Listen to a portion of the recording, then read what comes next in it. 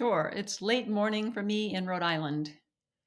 Okay. Is it a nice day outside? Because it's a lovely day here in London. I don't know why that It would be. it's beautiful, and I'm quite close to the ocean and went for a morning swim and so it was a lovely day. Okay, gosh, it sounds idyllic. No morning swim for me here in South London. But uh, you're the author of a book, Uncertain, which is out now in the UK as well Mhm. as in the US. Out everywhere, I guess. Or are you waiting on German editions to release in the summer? Well, foreign editions are coming, but probably next year, but yes, it's out in quite a bit of the world. Okay. For most of our listeners, it's available. Um, now, tell me about the idea behind uncertainty, because I thought I was convinced I knew what uncertainty was, but it turns out it's a more complex picture than that. Can you talk me through this idea of the merits of uncertainty? Sure. Well, first of all, it helps to understand that there are basically two types of uncertainty. One is aleatory, or what we don't know, the unknown, shorthand for the unknown. So we might have probabilistic modeling that tells us about the weather, but we really don't know what's going to happen. Hmm. Then there's the kind of uncertainty that I'm really writing about, epistemic or psychological uncertainty. That, in a nutshell, is the human response to the unknown. So basically, when we meet anything new, unexpected, ambiguous, we have a response. And it starts with a stress response. Uncertainty makes us uneasy. I was kind of reluctant even to tackle this topic because it just seems like this monolithic, foggy thing that it's hard to pin down, et cetera. But a lot of new research shows that it's got incredibly wonderful benefits for people, for flourishing, for negotiation, for decision making, creativity, etc. And so back to that stress response, the uneasiness is actually a cascading stream of hormones and neurotransmitters that have all sorts of effects on the body and brain, such as making your heart beat, etc. But it also, new research shows that when you're uncertain, the brain becomes more receptive to new information remarkably. Your working memory is bolstered, your attention is bolstered. So you actually, uncertainty is good stress. It's a kind of, the scientists call it arousal. That's the starting point. So it's basically your own system, neural system, signaling to you that the time for status quo and routine has ended and you need to update your view of the world. As one neuroscientist told me, it's the brain telling itself something's to be learned here. So we're talking about uncertainty as a sort of chemical response in the human brain to knowledge that feels incomplete or something that feels, as you say, ambiguous. But we're talking about uncertainty as a thing that's happening inside the humans as a response, rather than an incomplete picture, that is held as knowledge. If that distinction makes any sense. Well, basically, what you just said is sort of the same thing. The sense that your knowledge is incomplete is actually another way to define uncertainty. You've But reached if the I, but if you ask me what 10,000 divided by 72 is, now I could work it out with a pen and pencil. I could get an answer, but I would always be unsure of the if it was completely correct. And that so my answer would be uncertain. But in a way, that's different to a feeling of uncertainty when posed by an absence of knowledge. Although maybe it is the same thing. I don't know. Maybe I'm drawing too I think strange it's, a. I think it's kind of the same thing. And the lines between the unknown and our response to the unknown, our feeling of uncertainty, if you will, our understanding that our knowledge is deficient, there are muddy boundaries between them. But at the same time, yes, we're talking about all of the above.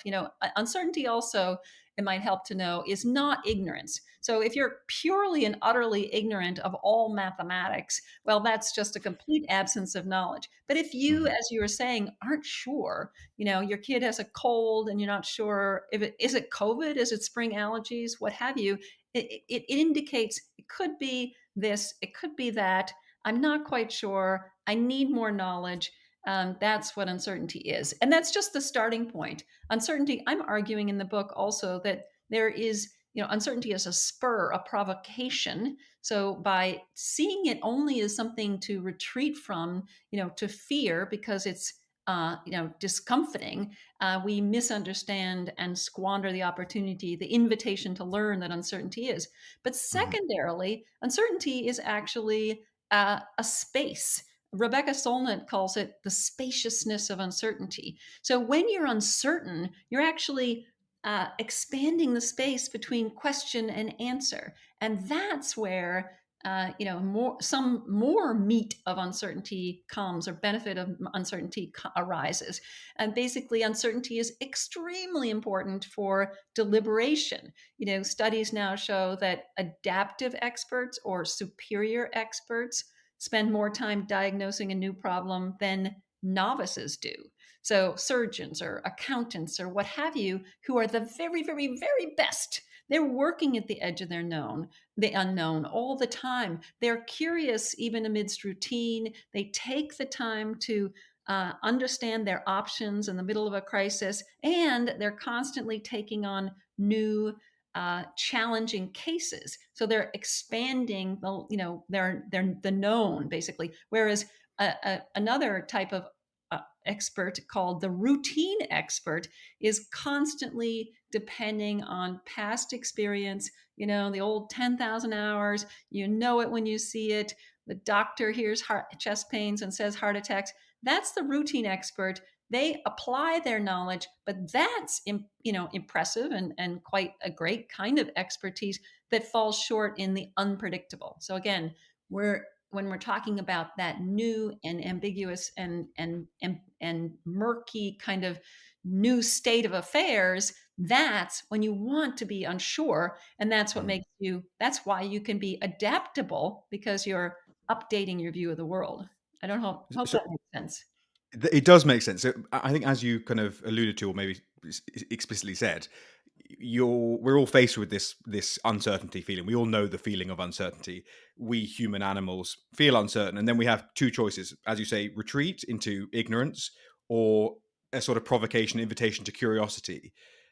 Is that where you see the gains in uncertainty as a kind of principle in terms of spurring people to be more intellectually curious about the world? Yes. I mean, uncertainty is highly related to curiosity. For instance, people who are curious can wonder about a question and then not do anything about it. You can be curious, but if you are curious, there's a personality studies. If you are curious and you can then you can tolerate the stress of the unknown. It's actually a sort of component of the curious personality. Those are the people who act on their curiosity, who venture forth into the unknown. They actually investigate. They are the ones who are more engaged at work. They actually more likely to be dissenters at work. And curiosity of that kind, the kind that's uncomfortable and then you're acting upon it, is actually highly related to well-being. To people, they're people who have more pleasure in life, which seems again counterintuitive. You're poking your nose into the unknown. It's awkward, but it's not stopping you from continuing to ask those questions, etc. So uncertainty is highly related to curiosity and to again superior expertise, to resilience. So, for instance, just to bring in another sort of lens on uncertainty, we all have a kind of comfort zone, personal comfort zone with uncertainty. It's a personality disposition, just as you're maybe more of an extrovert or an introvert, etc. It's not set in stone, but in any case, we all have a tolerance for uncertainty, and that disposition is getting a lot of attention in scientific circles now. And if you can be taught, basically, and studies now show that you can be taught, trained, coached to be more tolerant of uncertainty, then people are more resilient. People with sort of medical conditions that are highly uncertain, like multiple sclerosis, the studies show that after some weeks of learning to kind of accept the unpredictable, the unknown, but also to tolerate uncertainty themselves, that state of mind, they actually self report as more resilient. And it's actually being used to treat anxiety and depression successfully, really intractable anxiety, which is so timely in this world when basically we're all anxious. Mm. I want to bring this slightly towards technology, which is, um, we're in an age. I mean, I guess the kind of the headline. If I was a sub editor at a newspaper, I'd be like the crisis in curiosity, in the sense that people's opinions do feel very entrenched. The amount of scrutiny people put to their own beliefs feels like it's heading in a not in a positive direction. The idea of like belief conversion, people changing their minds on subjects, all of these things, they seem to be linked to this idea of curiosity, this idea of truly believing that you know what you know. Is this something that is just modern day scaremongering, and that at every stage in history people have felt like, oh well, everyone thinks they're a genius and they're not, they don't really know anything? Or is it, or are we genuinely at a point where that curiosity, that belief in exposing the flaws in our own understanding has become more limited? Yes, well, I would say yes. Basically, the two can be true at the same time.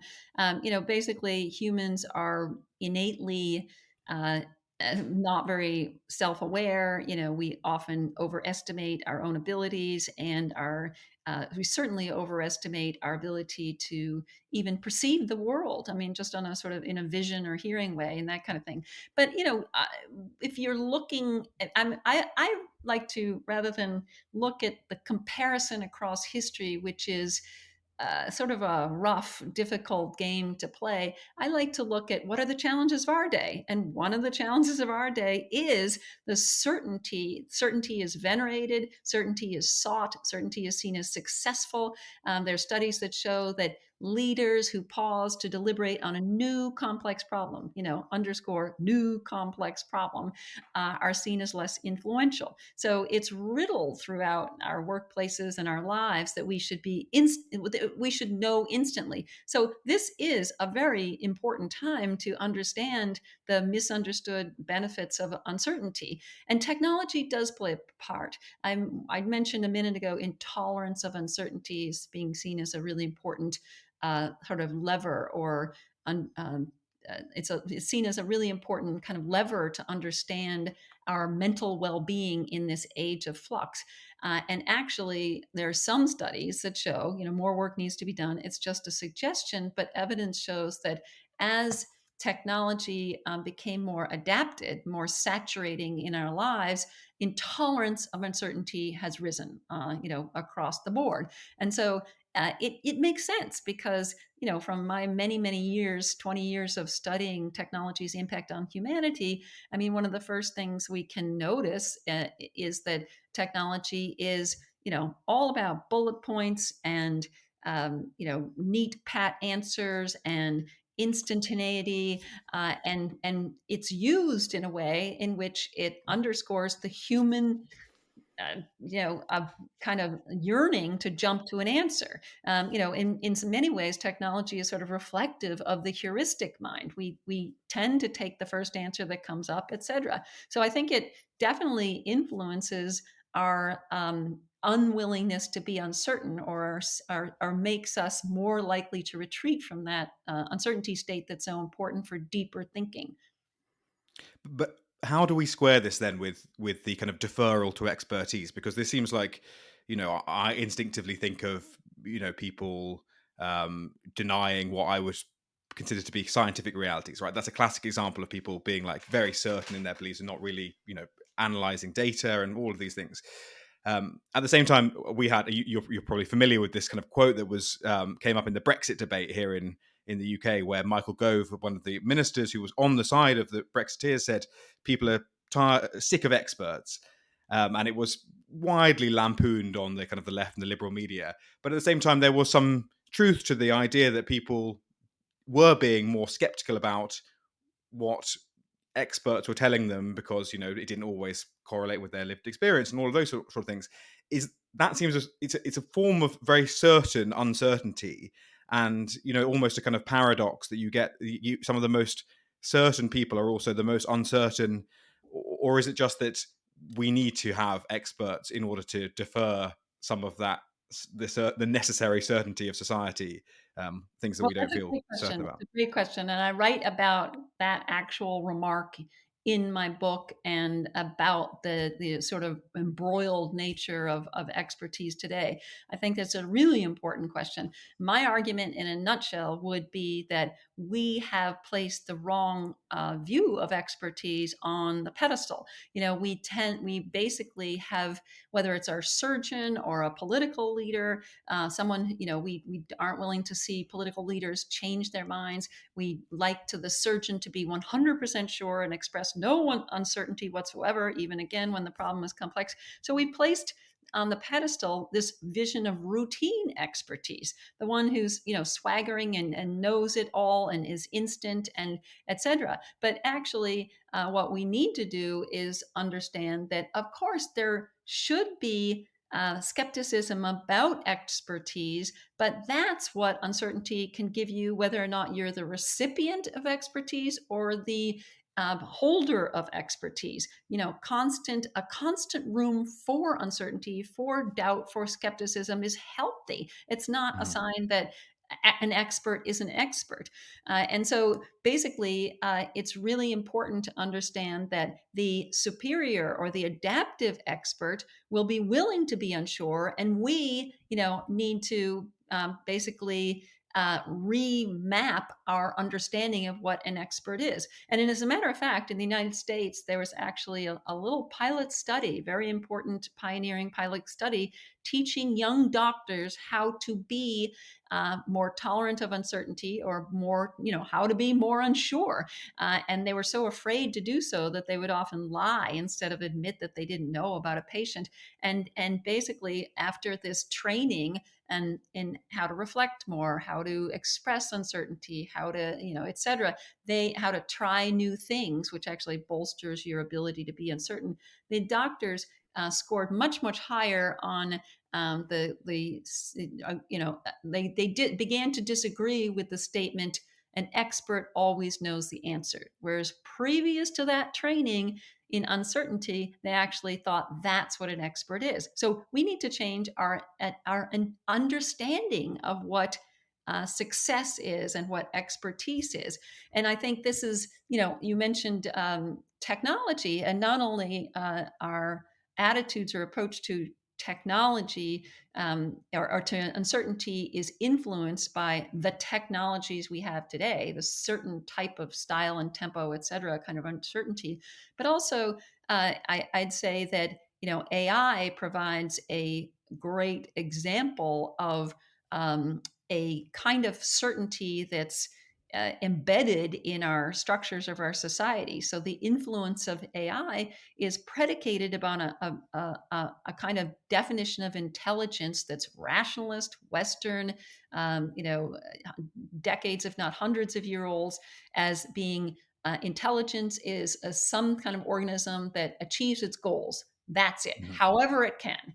And so now there's actually a movement to create unsure AI. That's robots and models that are capable of being unsure in their aims. Now, robots and models are capable of navigating uncertainty and dealing with certain things, but they treat anything uncertain as an obstacle in its way. Hence, they're as more powerful they are, the more unstoppable they are. And so this new movement led by Stuart Russell at Berkeley and others of the top leaders in AI is trying to make the unsure robot, for instance, if it's fetching a cup of coffee, it will ask you, how do you want that done? And give you scenarios and have the human more involved in process, not just accept or reject the. And one of the most important things I think to me was, again and again, when I was writing about and interviewing the AI leaders making unsure AI, they said it was affecting them. They were Mhm. able, through working with the humble robot, that's their term, they actually were seeing that they wanted to emulate those qualities in themselves. And that's not something we associate with technologists. Humility. stoppability, teachability, etc. So I Yeah. think that's a very important, although small, but in nascent movement. And so if and also second implication, if this hits the markets, it's still in beta form most of the time, but it's attracting a lot of attention. If unsure AI is something that comes into our own homes, is something that comes into the doctor's office, etc., well then technology, instead of reflecting certainty all the time, will actually kind of could hold up a mirror to our better selves, actually teach us move the dial on this certainty seeking culture that we live in our day. I mean, those are all speculations, but I think it's important. Yeah, as you say, I kind of it runs almost contrary to the grain of technologists, the mindset of technologists, there's this. It may be totally cod psychology, but it has its own Wikipedia page of this thing called Nobelitis, this syndrome, reported phenomenon amongst winners of the Nobel Prize, who they win their Nobel Prize in a specific discipline, and then very quickly they start to make more and more outlandish claims outside of their discipline, and it ends up somewhere completely bizarre, either in sort of cod spirituality or, you know, I think there have been various sort of like racism scenarios, all attributed to Nobelitis. And I see someone like Elon Musk, who is fantastically good at sending rockets into the space and building electric cars, but is not very good, I would say, at geopolitics, for instance. He has kind of created this cult of omnipresent expertise, as though he's an expert in everything because he's very good at some things. Um, is that a real danger in technology? I mean, you talk about these people who are trying to do unsure AI, but is the reality that actually technology right now venerates these sort of great men of history figures who are, I think, way overconfident? Well, I don't think technology is alone in that. I think that we do have a problem in politics and business and medicine with, again, venerating certainty as the sort of image of success. I think that the in the to answer you about technology itself, we all should be really highly more aware of what incredible sort of daily existence, hours and hours and hours of with technology, is actually doing to our minds. And of course, has been some research about that. Research showing that your IQ might go down, or research showing that your attention actually is less effective when you're even near a device. There's also new research that show just a short time searching online, just searching for information online, leaves people thinking they know more than they do. Well, when I first heard that, I thought, yeah, what's wrong with that? Because you're learning, you are getting information. But Hmm. basically, it seems to lower people's capacity to understand what they don't know. Just people are searching for information, and then they're going to be given a quiz later on that information. They actually they predict that they will do far better on the test than they actually do. And this is true. And whereas people who are just given a piece of paper, now that's not the answer, give people pieces of paper, but they just are more accurate about what they know. And that's very important. In fact, people gain that kind of hubris from being online, even if they don't find anything that's useful in and among their search. So it's really important to, what's the answer here? Is it to take time offline? Well, I think it can be, but it's also important to basically understand, first of all, the benefits of uncertainty and weave that into the sort of fabric of our approaches to technology. That has to be a very human training, a human teaching. We have to work on ourselves. One of my favorite stories from long ago is about a technologist named Michael Chorost. He has terrible hearing problems, and he got one of the first cochlear implants.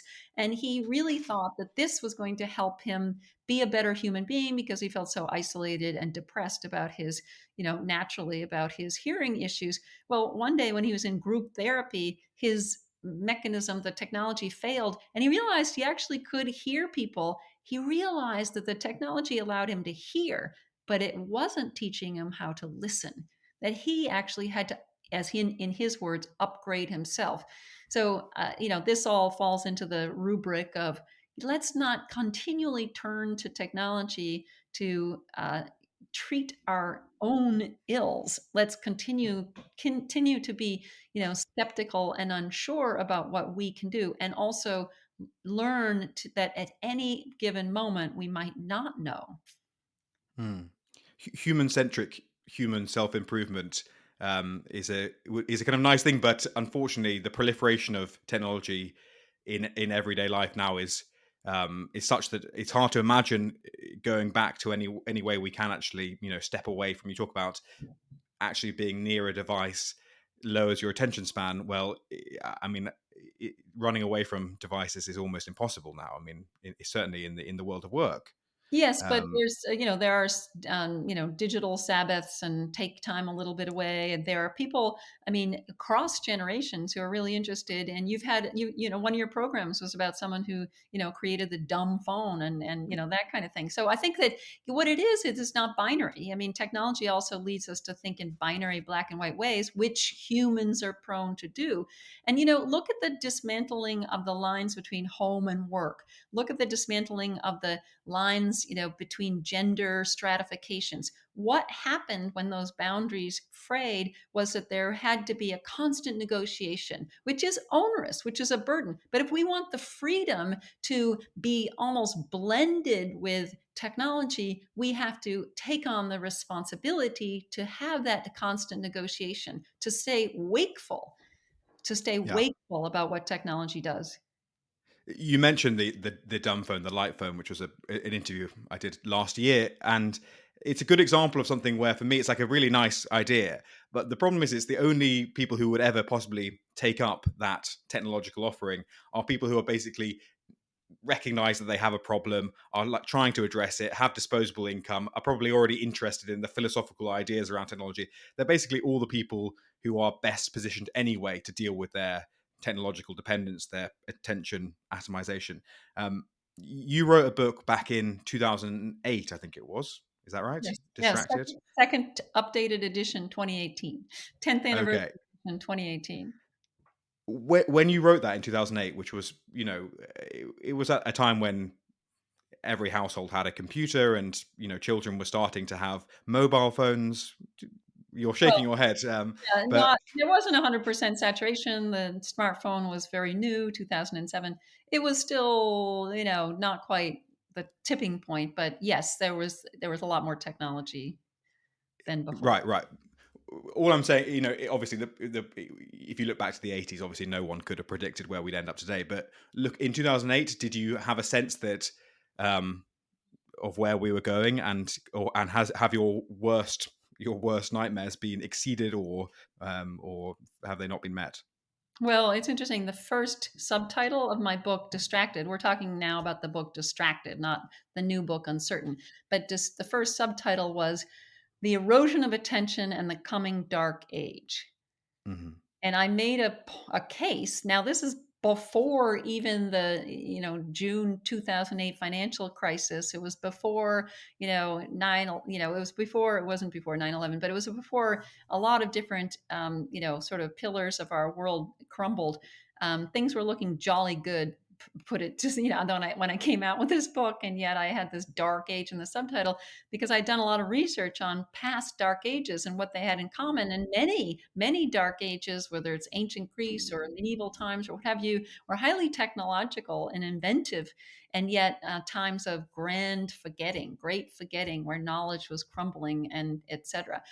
So I had a sense of foreboding, because attention is such an important human facility or faculty that if you begin to fragment and undermine your attention, well, then you're changing your whole ability to approach the world, or how you approach the world. Similarly, with uncertainty, in a flip way, if you can't be uncertain, you are stuck, as one science and philosopher, Jerome Rabbit, said.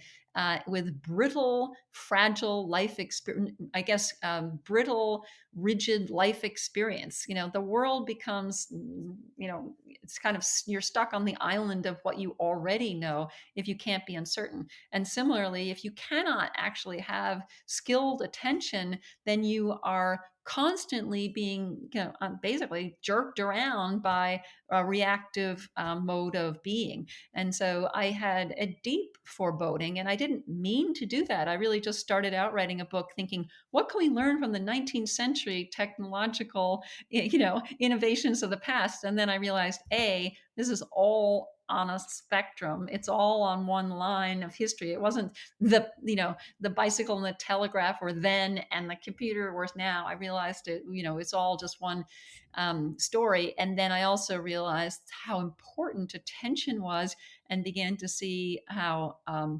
fragmented. Distraction is often seen of as being pulled away to something separate. That's the most modern definition, foremost modern definition of distraction. But actually, an ancient or 100-year-old definition of distraction is to be pulled in pieces. There actually is a line in Shakespeare, Julius Caesar's, about the troops being distracted, as in scattered. And that's the definition that I thought really completely reflects how we live in our today. So it's not just necessarily that subjectivity of, is this more important than the other, and I'm going to go with this. It's just the scattering, which is really, which describes multitasking, I guess.